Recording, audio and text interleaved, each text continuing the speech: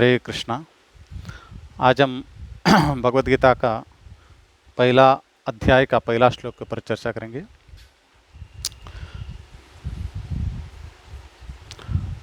इस अध्याय का नाम है कुरुक्षेत्र के युद्ध स्थल में सैन्य निरीक्षण।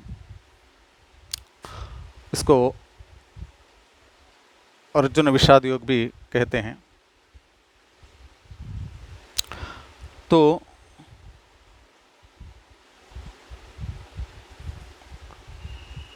ये पहला श्लोक जो है,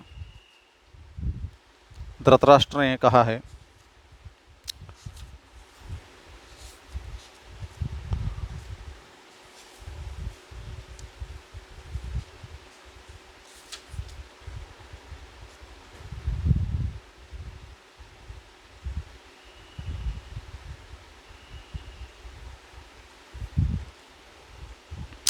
धृतराष्ट्र उवाच धर्मक्षेत्रे कुरुक्षेत्रे समवेत्तायुयुत्सवः मामकाः पांडवाश्चैव किमकुर्वत संजय। धृतराष्ट्र उवाच, राजा धृतराष्ट्र ने कहा, धर्मक्षेत्रे धर्मभूमि तीर्थस्थल में कुरुक्षेत्र कुरुक्षेत्र नामक स्थान में समवेताः एकत्र युत्सव युद्ध करने की इच्छा से मामकाः मेरे पक्ष पुत्रों को संबोधित करते हुए पांडवाः पांडव के पुत्रों ने च तथा एव निश्चय ही किम क्या अकुर्वतः किया संजय हे संजय। धृतराष्ट्र ने कहा, हे संजय, धर्मभूमि कुरुक्षेत्र में युद्ध की इच्छा से एकत्र हुए मेरे तथा पांडु के पुत्रों ने क्या किया। तात्पर्य श्रील प्रभुपाद द्वारा। भगवत गीता एक बहुपठित आस्तिक विज्ञान है जो गीता महात्म्य में सार रूप में दिया हुआ है। इसमें यह उल्लेख है कि मनुष्य को चाहे कि वह श्री कृष्ण के भक्त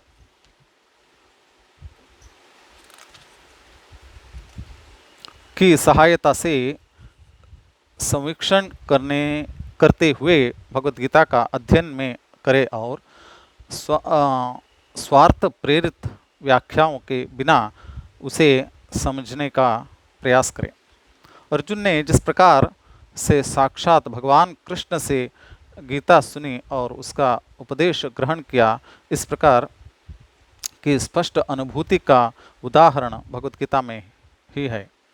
यदि उसी गुरु परंपरा से निजी स्वार्थ से प्रेरित हुए बिना किसी को भगवत गीता समझने का सौभाग्य प्राप्त हो तो वह समस्त वैदिक ज्ञान तथा विश्व के समस्त शास्त्रों के अध्ययन को पीछे छोड़ देता है।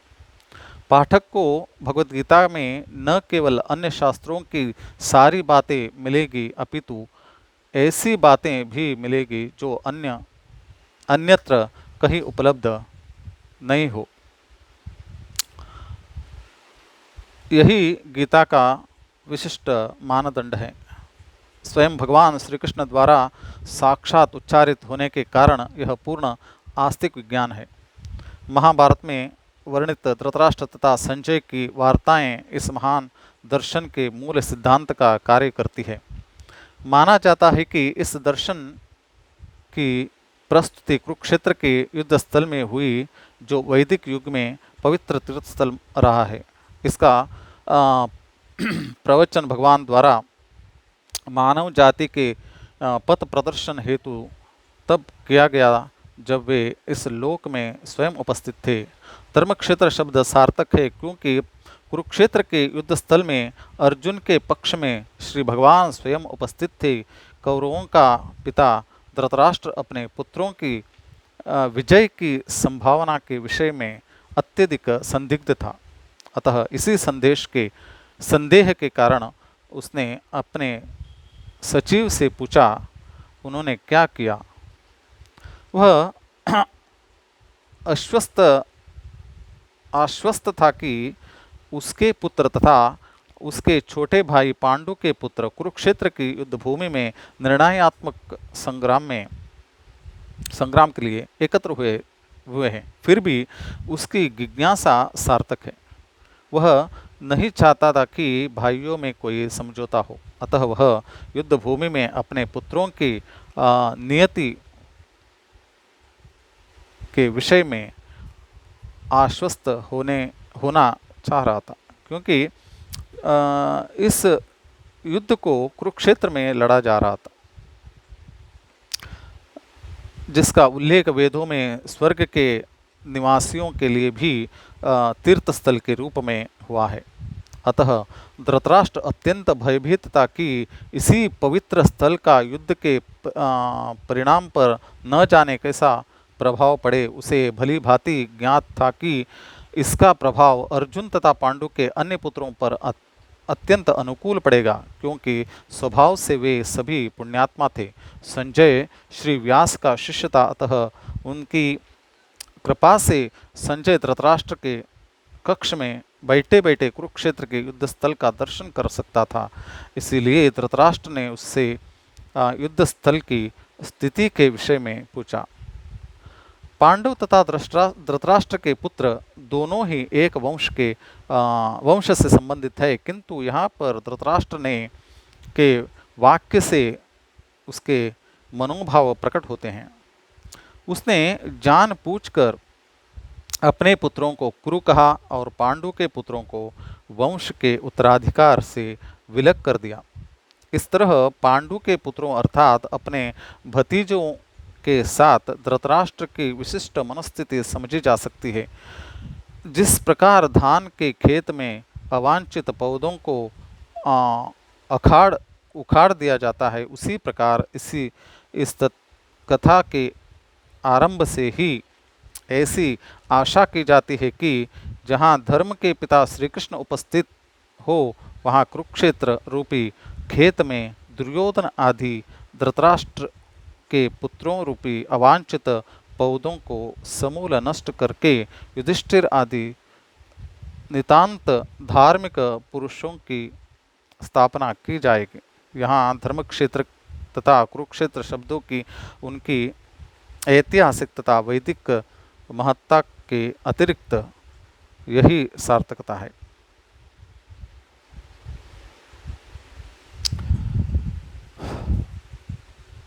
ओम अज्ञानतिमिरान्धस्य ज्ञानाञ्जनशलाकया चक्षुरुन्मिलितं येन तस्मै श्रीगुरवे नमः। नमो ओं विष्णुपादाय कृष्णपृष्ठाय भूतले श्रीमते भक्तिवेदांत स्वामिन् इति नामिने। नमस्ते सरस्वती देवी गौरवाणी प्रचारिणे निर्विशेष शून्यवादी पाश्चात्यदेशतारिणे। जय श्री कृष्ण चैतन्य प्रभो नित्यानंद श्री अद्वैत गदाधर श्रीवासादि गौर भक्तवृंद। हरे कृष्णा कृष्ण कृष्णा हरे हरे, हरे राम राम राम हरे हरे। हरे कृष्णा। इस श्लोक में हम लोग देख सकते हैं केवल इसका भगवद गीता का शुरुआत हुआ है धृतराष्ट्र के श्लोक से, और धृतराष्ट्र ने एक ही श्लोक यहाँ पे बोला है पूर्ण भगवद गीता में। इस श्लोक में हमें बहुत चीज़ सीखने को मिलता है।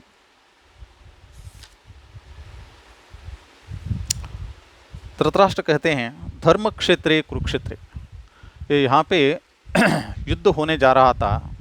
ये जो साधारण जगह नहीं था, इसको तीर्थ स्थल माना जाता है। यहाँ पे तात्पर्य में प्रभुपाद बताते हैं देवताओं भी इसको तीर्थ स्थल मानते थे, वो भी अपने कुछ कार्य के लिए इस क्षेत्र का उपयोग करते थे। तो इस धर्म क्षेत्र और कुरुक्षेत्र में अपने पुत्र, यहाँ पे धृतराष्ट्र अपने पुत्र को पांडु पुत्र से अलग यहाँ पे दिखा रहे हैं। भले दोनों एक ही वंश के थे, कुरु वंश थे। पांडवों को भी कुरु कहा जाता है, कौरवों को भी कुरु कहा जाता है, एक ही वंश के थे, हस्तिनापुर के थे। लेकिन यहाँ पे इनको अपने पुत्र का मोह, अपने पुत्र को ही राज्य मिलना चाहिए। यहाँ पे उन्होंने अपने पुत्र को, अपना भाई का पुत्र को अलग अलग दिखा दिया। तो धृतराष्ट्र नाम से हमको समझना चाहिए उनको अपने राष्ट्र के प्रति कितना आसक्ति था, मोह था। वो ये अंधे होने के कारण एक तो उनको अपना राष्ट्र नहीं मिला था, भाई को राष्ट्र दिया गया था, राज्याभिषेक किया था पांडु को। लेकिन पांडु राज जानते थे कि धृतराष्ट्र को अपने खुर्ची जो अपना जो सत्ता है उसके ऊपर आसक्ति बहुत है, राज सिंहासन पे आसक्ति बहुत है, इसलिए वो उनको ही बिठाते थे। और अब ज़्यादा करके बाहरी अनेक अलग अलग राज्यों से संधि करने के लिए, उनसे मित्रता करने के लिए बाहरी रहते थे और राज्य संभालने के लिए और सिंहासन पर बैठने के लिए धृतराष्ट्र को छोड़ा था। इतने वो आसक्त थे राष्ट्र से, इतने आसक्त थे ये आगे भी जाके मुझे तो राज्याभिषेक नहीं हुआ, मुझे तो ये राज्य नहीं मिला, आगे जाके मुझे मेरा कम से कम मेरा पुत्र को ये राज्य मिलना चाहिए, ये उनका भाव था। इसलिए उनका नाम के हिसाब से दृढ़ उनको संकल्प था कि मुझे ये राज्य पर प्राण जाए। हम लोग सुनते हैं रघुवंशी लोग थे, प्राण जाए वचन न जाए। यहाँ पे हम देख सकते हैं प्राण जाए लेकिन मेरा कुर्सी नहीं जाए, सिंहासन नहीं जाए, यहाँ पे हमको देखने को मिलता है। प्रभुपाद भी कहते थे हमारे नेता लोग भी ऐसे हैं, जब तक गोली नहीं मारेंगे तब कुर्सी नहीं छोड़ेंगे। बहुत लोगों को कुर्सी से इतना आसक्त रहता है, लोगों का जन सेवा करने में आसक्ति नहीं है, उनको केवल कुर्सी में अपना पद के ऊपर आसक्ति रहते हैं, केवल पद पे बैठने का और आनंद भोगने का, उपभोग करना है, उसके ऊपर उनका ज़्यादा आसक्ति रहते हैं। इसलिए प्रभुपाद जो प्रभुपाद अपने महान महान नेताओं को उन्होंने पत्र लिखा था, अभी आप संन्यास ले लो, अभी आप भगवान का भक्ति करो, बहुत आपने राजकीय में बहुत वक्त आपने दिया है, अभी आपके पास बहुत कम वक्त हैं, आप अभी उसको भगवान का भक्ति में पूर्ण रूप से भगवान का भक्ति में डालो। इसमें महात्मा गांधी भी एक थे, लेकिन पता नहीं उन तक उनका पत्र जो है पहुंचा कि नहीं, वो लास्ट तक क्रांति में इसमें वो संलग्न थे और पूर्ण रूप से भगवान का शरणागत नहीं हुए। तो यहाँ पे हम देख सकते हैं धृतराष्ट्र भी अपने सत्ता से बहुत ही आसक्त थे।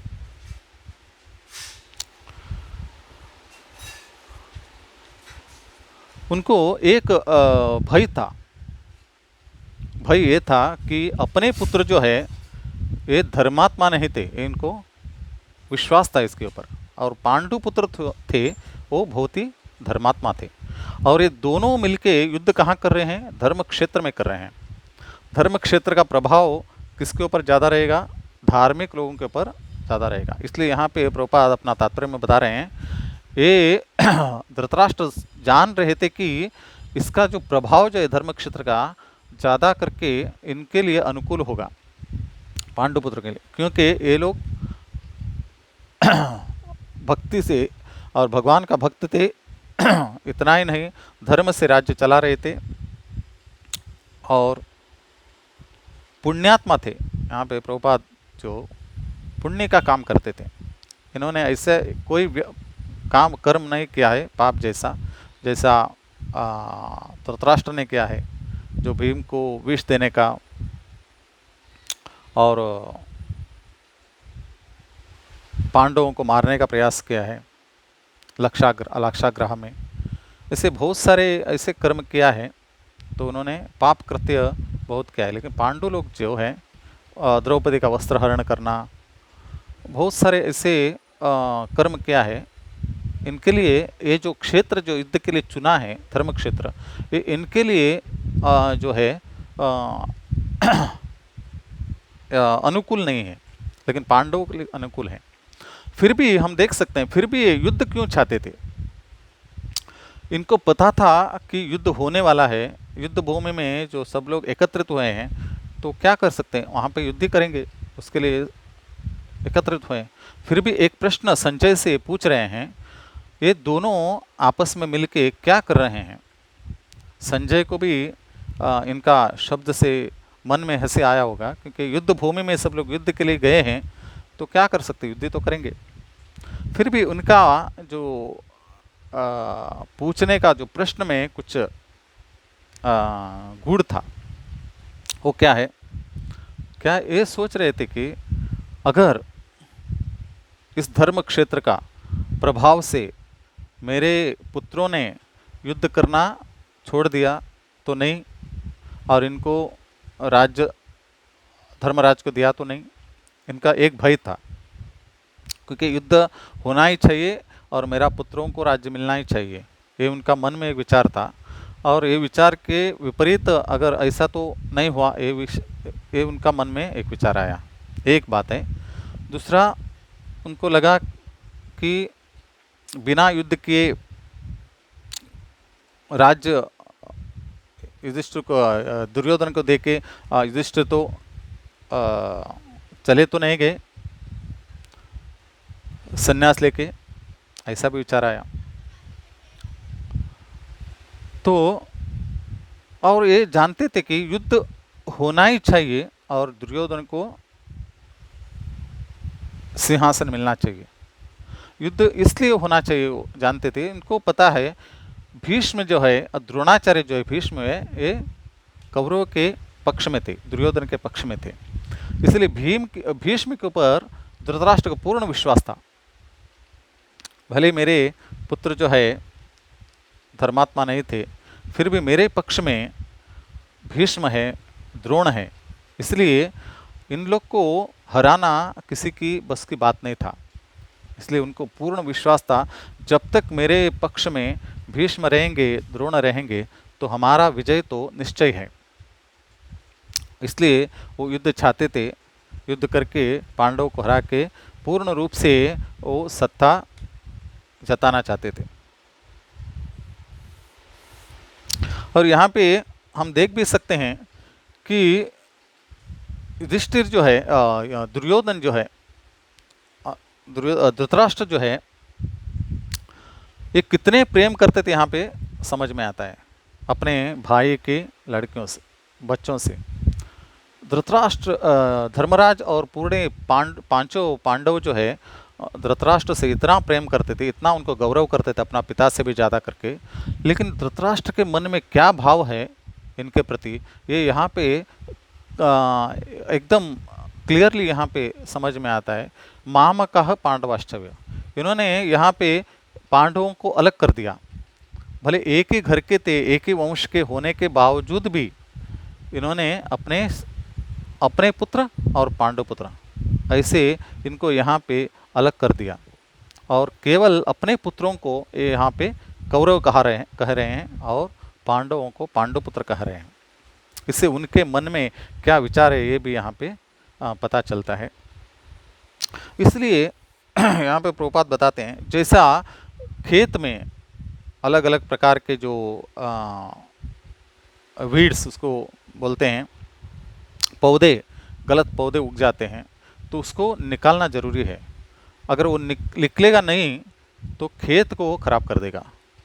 इसलिए ये जो अधर्मी लोग थे, दुर्योधन के पक्ष में युद्ध कर रहे थे, तो अधर्मी लोग को नाश करना जरूरी था। जब तक इनका नाश नहीं होगा तो धर्म का राज्य का निर्माण नहीं होगा।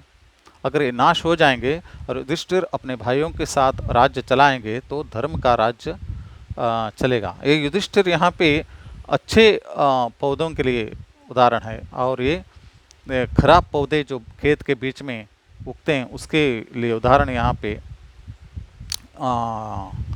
कौरव के जो धृतराष्ट्र के 100 पुत्र और उन्होंने उनके पक्ष में जो उनके साथ देने वाले जितने भी लोग हैं, क्योंकि वो अधर्म के लड़ाई लड़ रहे थे, अधर्म से लड़ाई लड़ रहे थे, और उनका जो भी साथ दे रहे हैं वो अधर्म के पक्ष के होने के कारण उनको भी नाश करना यहाँ पे अनिवार्य था। इसलिए यहाँ पे जो कृष्ण है वो उनका जो आने का एक ही उद्देश्य था। गीता में हम लोग सुनते हैं आगे का श्लोक में, आगे का अध्याय में, यथा यदा हि धर्मस्य ग्लानिर्भवति भारत अभ्युत्थानम धर्मस्य तदात्मानं सृजा। उनको धर्म का ग्लानि होती है, धर्म का रक्षण करने के लिए उनका अवतार है। यहाँ पे धर्म का ग्लानि हो रही है और यहाँ पे अधर्म से राज्य चल रहे हैं। इस अधर्मी लोग को मार के धर्म का स्थापना करना उनका एक उद्देश्य था आने का। इसलिए यहाँ पे इस धर्म का स्थापना में जो भी आए उसको नाश करना अनिवार्य था। इसलिए भगवान का यहाँ पे जो रोल है वो महत्वपूर्ण है। इसलिए भगवान अर्जुन को उपदेश देते हैं, देखो आपको धर्म का स्थापना करना है, आपको ये नहीं देखना है आपके सामने कौन खड़े हैं आपको देखना है धर्म और अधर्म, ये दोनों को चीज़ को ध्यान रखते हुए अधर्म में जो व्यक्ति आते हैं, अधर्म का पक्ष लेते हैं, उसको नाश करना तुम्हारा एक कर्तव्य है। इसलिए यहाँ पे भगवान इस जो गलत पौधों को निकालने के लिए यहाँ पे अर्जुन को सहायता करते हैं। हरे कृष्ण।